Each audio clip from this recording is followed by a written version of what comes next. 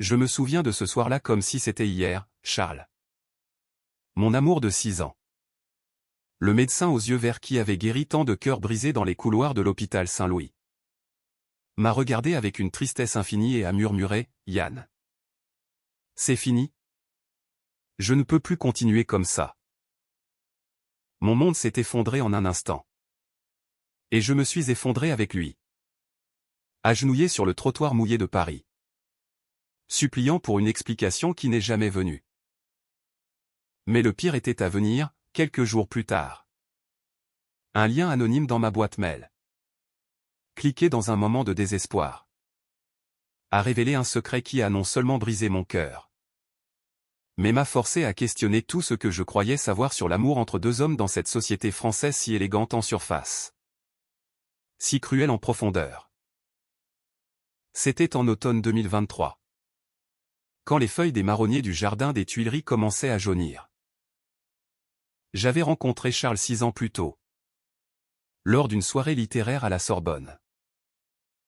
J'étais un jeune écrivain en herbe. Luttant pour publier mon premier roman. Et lui? Un interne en médecine. Déjà marqué par les nuits blanches et les urgences. Nos regards s'étaient croisés au milieu d'une discussion animée sur Proust et la mémoire affective. Vous croyez que l'amour peut survivre au temps, m'avait-il demandé. Un sourire timide aux lèvres. J'avais ri. Nerveux. Et répondu, seulement si on le nourrit de secrets partagés. Ce soir-là. Nous avions marché le long de la Seine jusqu'à l'aube, échangeant des confidences sur nos enfances, la mienne. Dans une petite ville de Provence où l'homosexualité était un tabou murmuré derrière les volets clos, la sienne. À Lyon. Avec un père conservateur qui voyait en lui le futur pilier d'une famille traditionnelle. Notre relation avait fleuri comme un rosier sauvage. Charles était mon ancre, stable. Rationnel. Avec cette façon de poser sa main sur mon épaule pour apaiser mes doutes d'artiste. Moi. Yann. Je lui apportais la poésie. Les escapades improvisées à Deauville ou aux falaises d'Étretat. Où nous nous embrassions face à l'océan. Indifférents au regard des passants. Mais dès le début, il y avait des ombres. Charles refusait de parler de son travail à l'hôpital, prétextant le secret médical. Et ses appels nocturnes me laissaient souvent seul dans notre appartement du Marais. À me demander s'il y avait quelqu'un d'autre. C'est juste le stress. Mon amour, disait-il en rentrant. Épuisé. Pour m'embrasser tendrement. Je le croyais. Parce que l'amour, dans sa forme la plus pure, est fait de confiance aveugle. Pourtant, les fissures apparaissaient. Un soir, après une dispute sur notre avenir en moi voulant adopter un enfant. Lui hésitant face aux lois françaises encore rigides pour les couples gays, il avait claqué la porte. Yann, tu ne comprends pas les sacrifices que je fais, avait-il crié. J'avais passé la nuit à errer dans les rues. Le cœur serré. Pensant à tous ces couples hétéros qui n'avaient pas à se battre pour des droits basiques. Quand il était rentré, nous nous étions réconciliés dans un silence chargé d'émotions. Nos corps se frôlant sans mots. Mais avec une intensité qui masquait les blessures. Les mois suivants furent un tourbillon. Mon roman. Ombre d'amour. Inspiré de notre histoire. Fut publié et reçut un accueil tiède. Mais Charles était fier. Tu es mon muse. Yann, murmurait-il en me serrant contre lui. Nous voyagions, un week-end à Nice. Où nous dansions dans un bar gai sous les lumières tamisées. Ignorant les murmures homophobes d'un groupe de touristes. Là, pour la première fois, Charles m'avait confié un secret, son père. Un avocat influent. Ignorait tout de nous. Il me déshériterait. Avait-il avoué. Les yeux baissés. J'avais ressenti une pointe de trahison après tant d'années. Pourquoi ce silence? Mais j'avais choisi de pardonner, croyant que l'amour vaincrait tout. Puis vint la pandémie, qui testa notre lien. Charles, en première ligne à l'hôpital, rentrait exténué, hanté par les patients perdus. Je le soutenais, cuisinant des plats provençaux pour lui rappeler la douceur de la vie. Mais un soir, il s'effondra en larmes. J'ai vu un jeune homme comme nous mourir seul. Yann. Sa famille l'avait renié à cause de son orientation.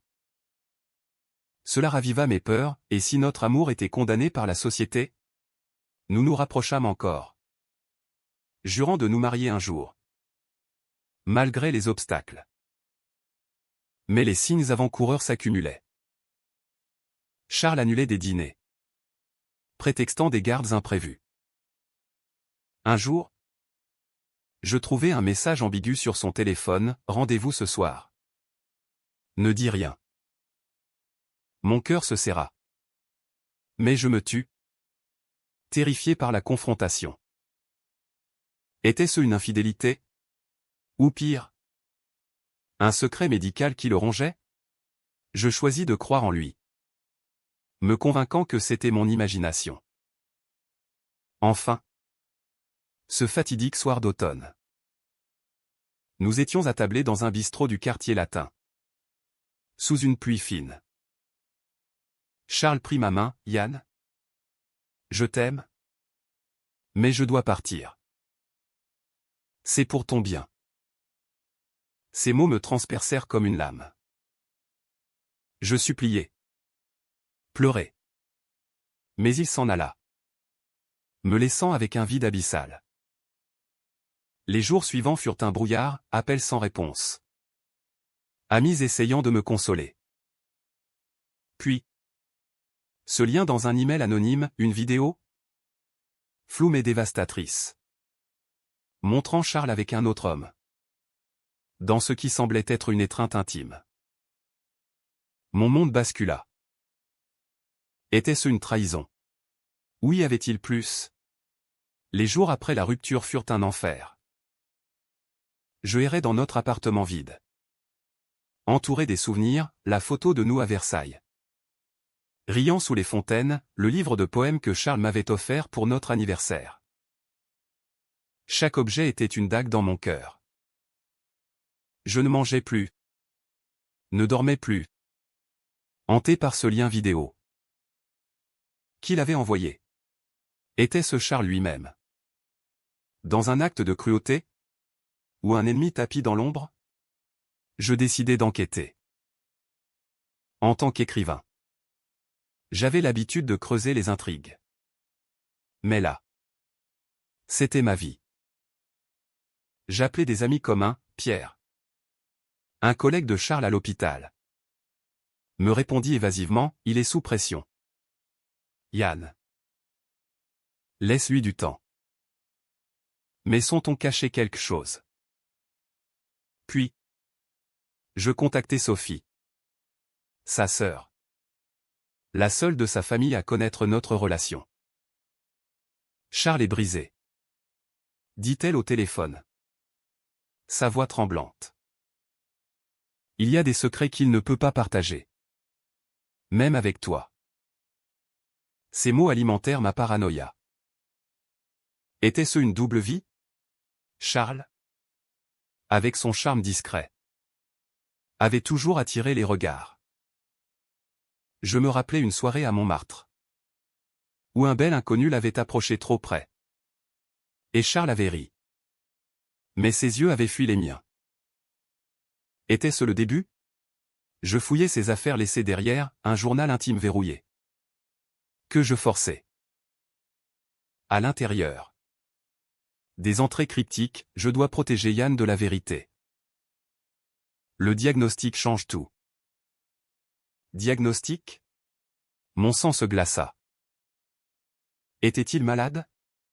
Ou pire, avait-il transmis quelque chose? La colère m'envahit. Comment avait-il pu me cacher ça après 6 ans? Je repensais à nos moments intimes. Toujours tendres. Sans excès. Mais chargés d'émotions. Avait-il faim? Je l'appelais. Furieux, explique-toi. Charles. Ce lien. C'est quoi? Il raccrocha sans un mot. Blessé. Je sortis dans les rues de Paris. Marchant jusqu'à l'aube. Sous les lumières de la tour Eiffel qui scintillaient comme des promesses brisées. Puis vint la confrontation avec son père. J'avais appris par Sophie qu'il était à Paris pour une conférence. Je l'attendis devant son hôtel. Le cœur battant. Monsieur Dupont. Un homme austère aux cheveux grisonnants. Me toisa, vous êtes Yann? Charles m'a parlé de vous. Une amitié. N'est-ce pas? Ces mots étaient un coup de poignard. Charles avait nié notre amour? Non. Monsieur. C'était plus que ça. Répliquai-je. La voix tremblante. Il rit froidement, mon fils est destiné à une vie respectable. Pas assez. Déviance. Le mot me frappa comme une insulte. En France? Pays des droits de l'homme. L'homophobie persistait dans les cercles conservateurs. Je partis. Humilié? Mais déterminé. De retour chez moi. Je reçus un message de Charles, rencontre-moi au Pont des Arts. Minuit. Mon cœur bondit. Était-ce une réconciliation? J'y allais. Sous une lune pâle. Il était là. Emmitouflé dans son manteau. Les yeux rougis. Yann? Je t'aime toujours. Mais je dois te protéger. Protéger de quoi? Il avoua alors une partie, il avait un patient. Un jeune gay atteint d'une maladie rare. Et pour le sauver, il avait enfreint des règles éthiques. La vidéo?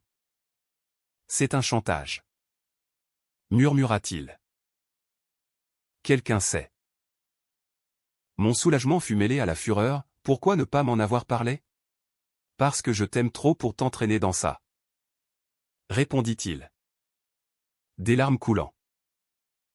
Nous nous embrassâmes. Un baiser désespéré. Chargé de regrets.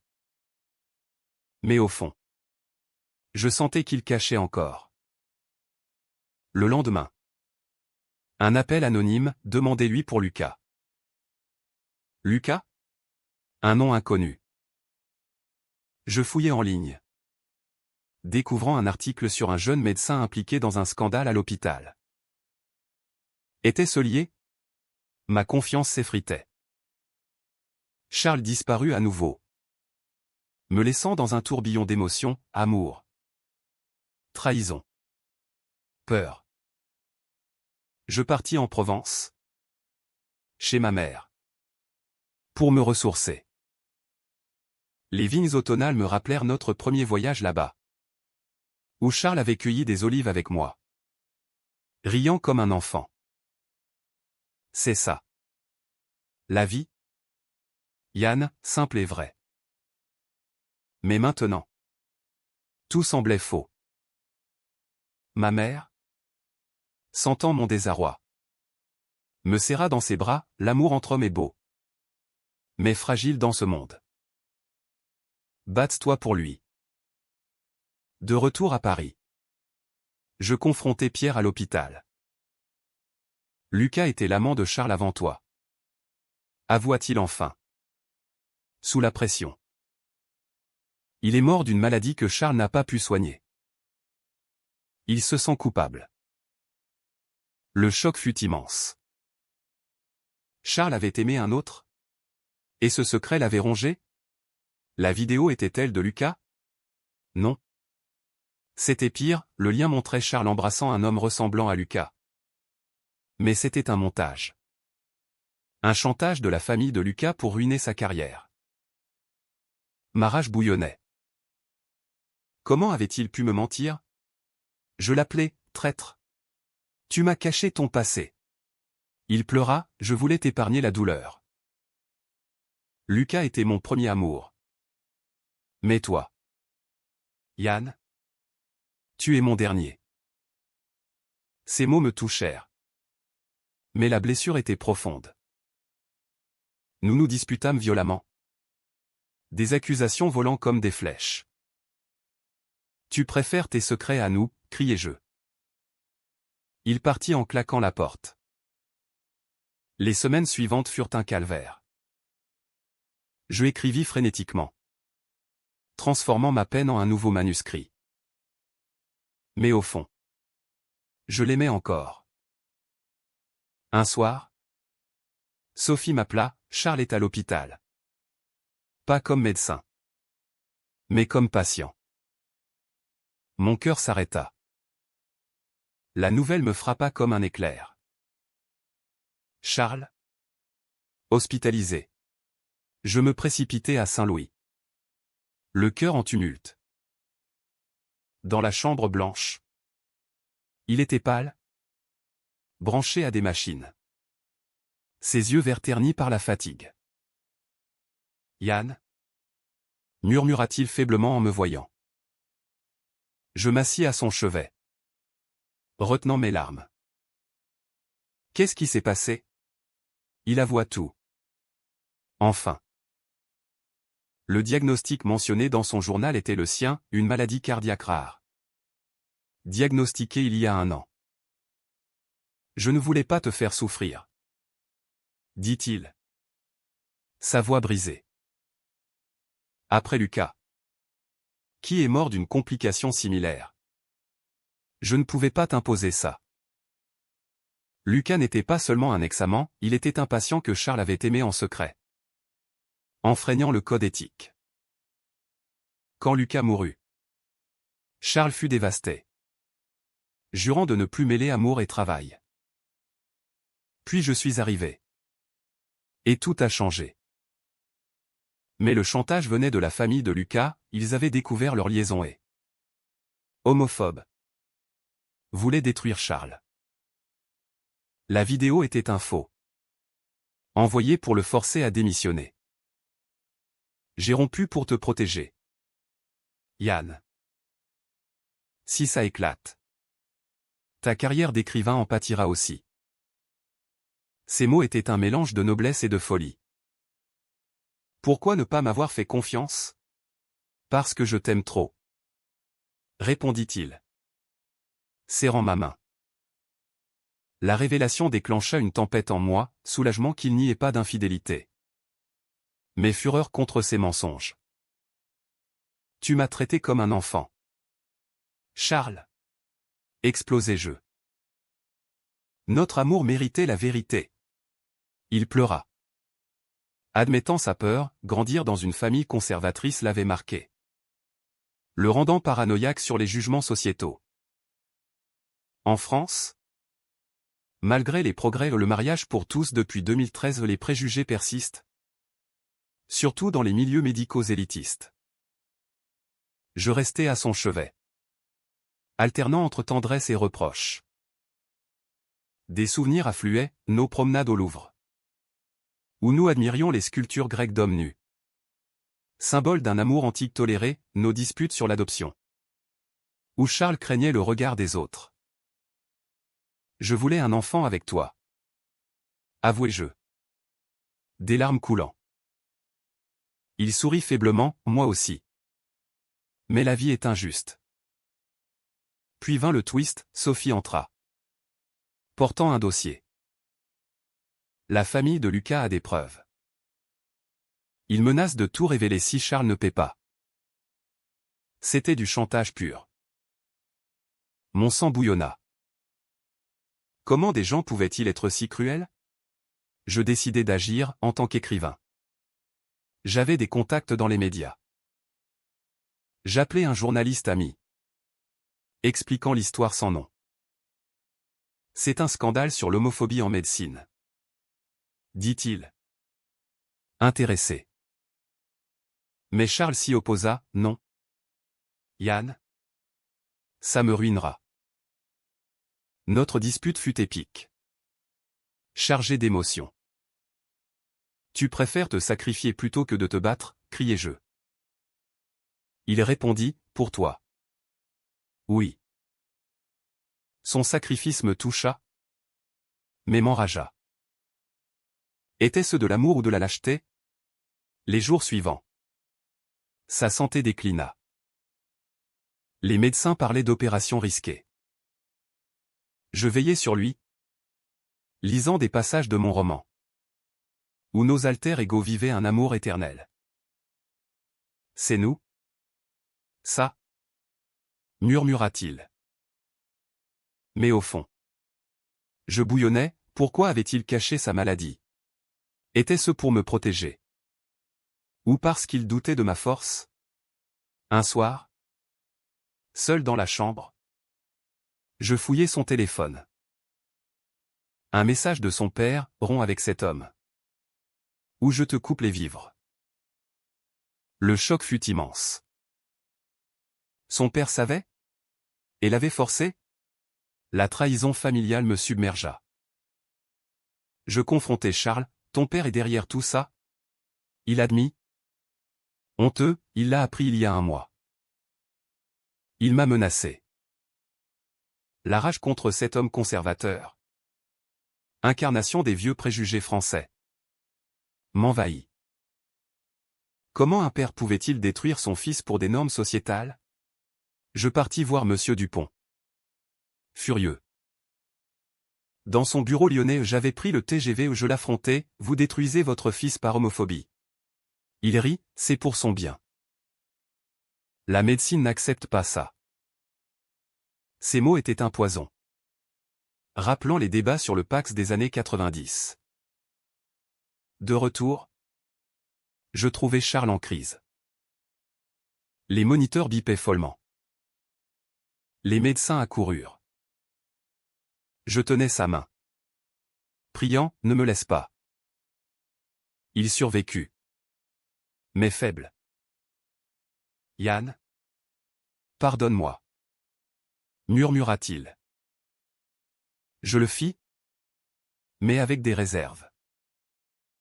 Notre amour était profond, mais entaché de secrets. Puis, le Haut-Trao, la famille de Lucas envoya la vidéo à l'hôpital. Un scandale éclata. Charles fut suspendu. Les médias s'emparèrent de l'affaire, médecin gay victime de chantage. Mon journaliste avait publié. Anonymement. Charles fut furieux, tu m'as trahi, criai-je. Non. C'était pour nous sauver.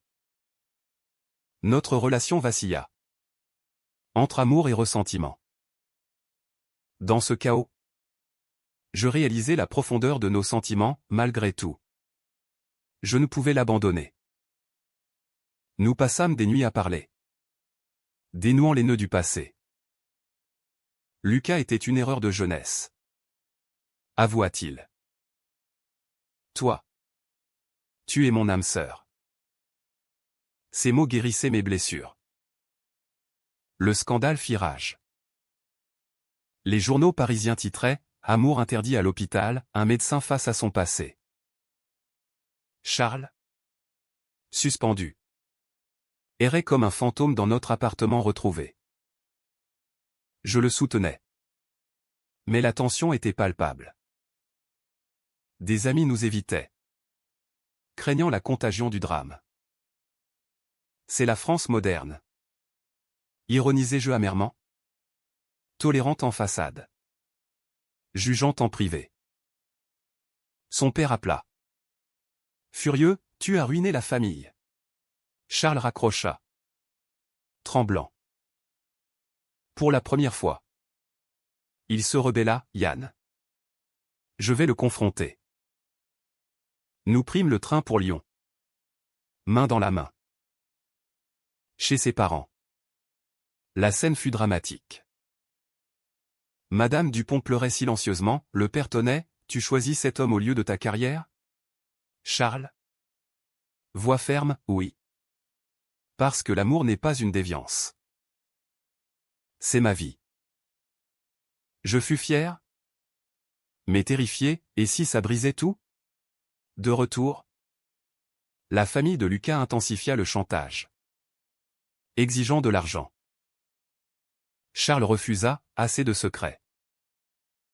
Nous allâmes à la police, déposant plainte. L'enquête révéla que la vidéo était un montage, créé par un cousin homophobe de Lucas pour venger la « honte » familiale.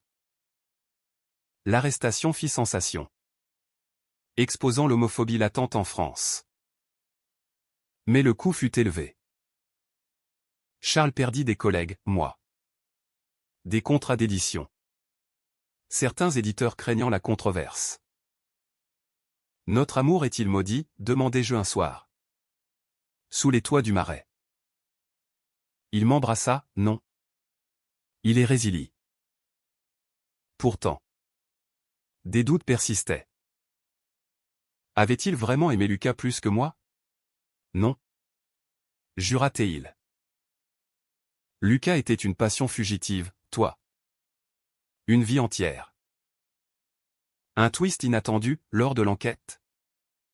On découvrit que Lucas avait laissé une lettre pour Charles, pardonnant tout et encourageant son bonheur. Vie pour nous deux, écrivait-il.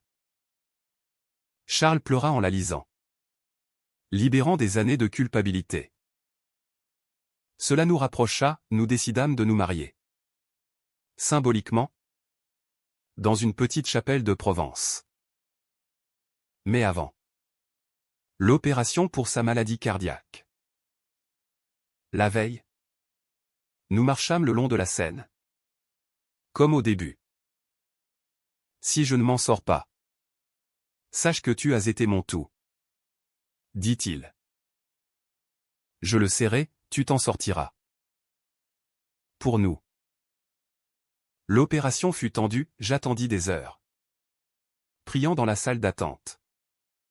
Repensant à nos joies et peines. Il survécut.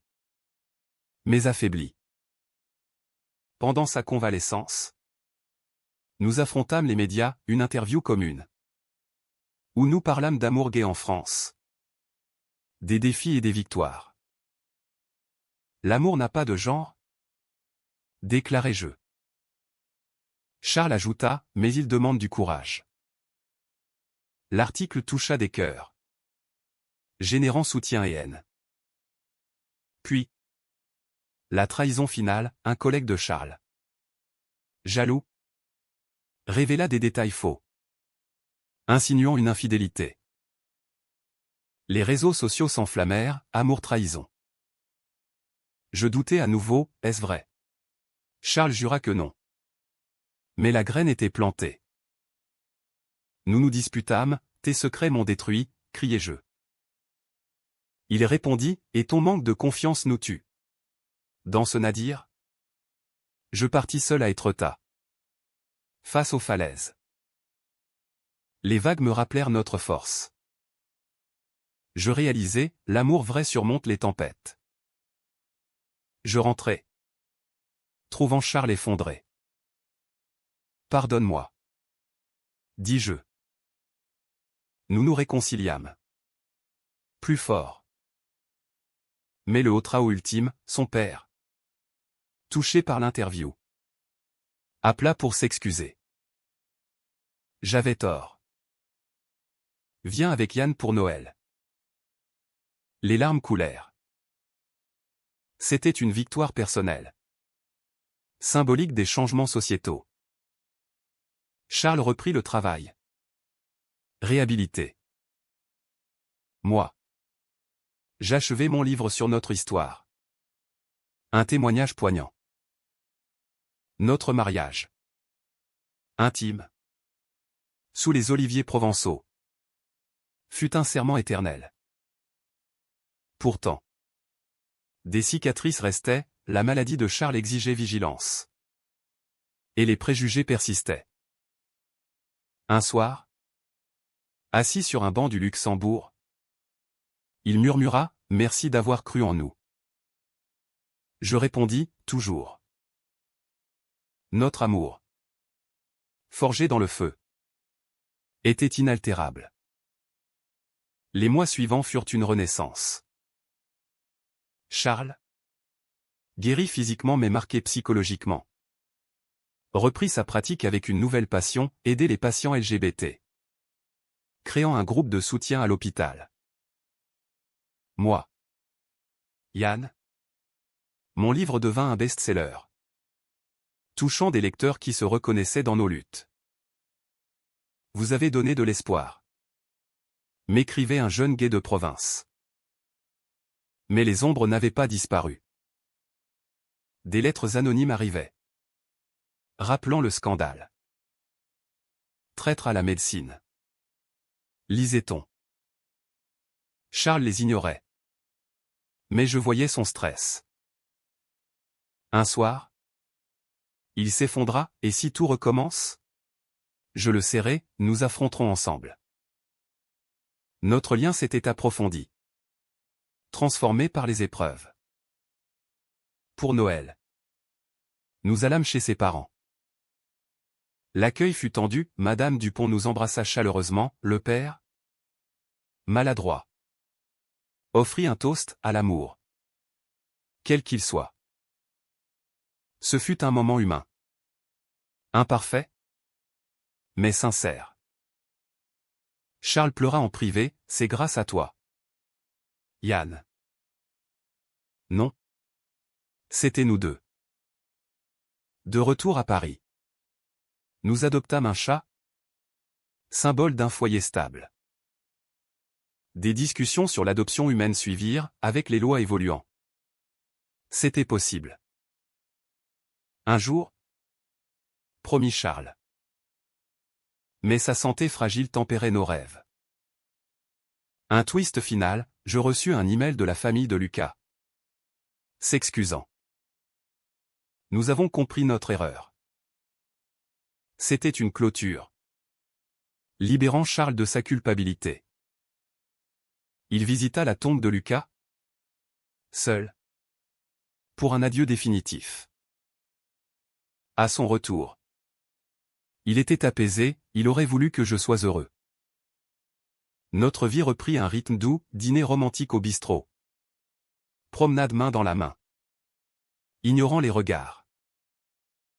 Mais un jour, lors d'un contrôle médical, le verdict tomba, la maladie récidivait. Charles. Stoïque, je me battrai. Mon monde trembla à nouveau. Les traitements furent épuisants. Je le veillais, écrivant à son chevet. Raconte notre histoire, disait-il. Je le fis, infusant chaque mot d'émotion. Nos amis nous soutenaient, Pierre organisa une collecte, Sophie vint souvent. Dans ce combat, notre amour brilla. Tu es ma force. Yann, murmurait-il. Je répondais, et toi? Mon cœur. Malgré la douleur. Des moments de joie, un pique-nique au champ de Mars. Riant sous le soleil. Puis, le miracle, un nouveau traitement expérimental marcha. Charles guérit. C'est un signe, dit-il. Nous décidâmes d'adopter, après des mois de paperasse, un petit garçon, orphelin, entra dans notre vie. Bienvenue, Louis, dis-je, les larmes aux yeux. Les années passèrent. Notre famille grandit, défiant les normes. Charles devint un avocat pour les droits LGBT en médecine, moi. Un auteur reconnu pour mes récits humains. Un soir, 10 ans après la rupture, assis sur notre balcon surplombant Paris, il me dit, ce lien qui a brisé ton cœur nous a reconstruits. Je souris, oui. L'amour triomphe. Notre histoire, riche en drame et en rédemption, était un témoignage, dans une France en évolution. L'amour entre hommes peut fleurir, malgré les tempêtes. Elle inspirait. Rappelant que la vulnérabilité forge la force. Et que le pardon guérit les âmes.